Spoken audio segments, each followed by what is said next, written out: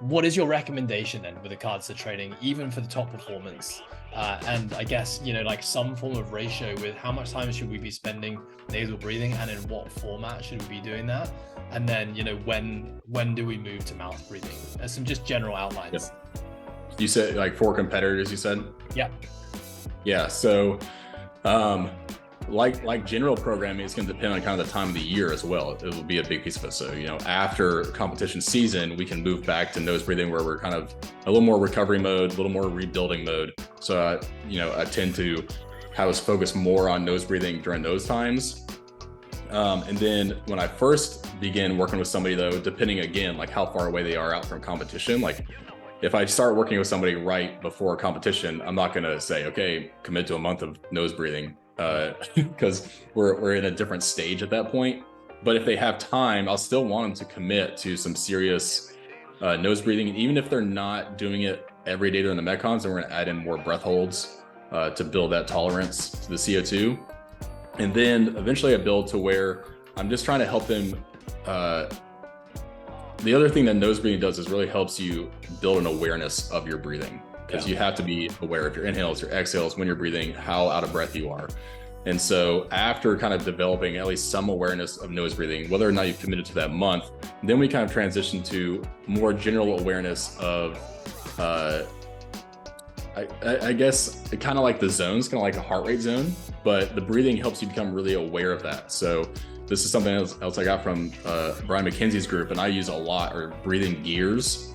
And so helping people understand, like, okay, I can nose breathe during this part of the workout, during this part I'm mouth breathing. You can kind of shift up and down between nose in, nose out, or nose in, mouth out, or mouth in, mouth out.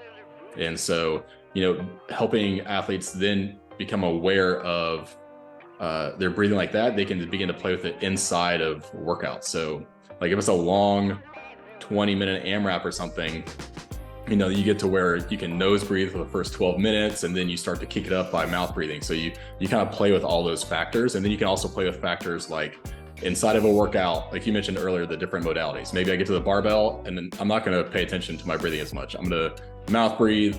I'm going to focus more on like bracing with my breathing than like whether or not I'm breathing with my nose. I'm gonna get through the barbell, but then I've got 1,000-meter row every round. Here, I'm gonna start to pull back down, like maybe shift down a little bit to nose in, mouth out or something, and catch up, focus on my breathing during the row. And then I'm gonna let go of it again when I get back to the barbell. So you can, like, after developing awareness, after developing some of that CO2 tolerance, then you can begin playing around inside of workouts like that.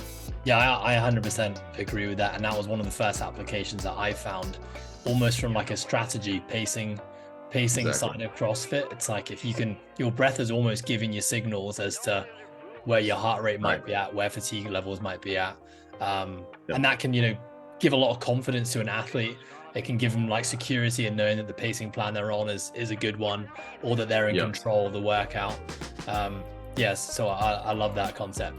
And without awareness like that, like you can see athletes who aren't paying attention to it at all, and they're in the middle of a workout and they're just breathing so erratically into their shoulders and mouth. And you see this a lot actually in fighting. Like fighters are attuned to watching their opponents breathing. Sure. So nose breathing is really growing in MMA. And because of that, like being able to focus, being able to pull down, like control your mind and know what's going on, but then also being able to watch your opponent and see them start to huff and puff, then it's like it gives them almost like a confidence boost, like, oh, he's done. I'd say the same in CrossFit as well. Like if you're in a lane close enough to someone, or you're doing a running workout and you're passing someone, I'm always listening for breath, because it's going to be very indicative.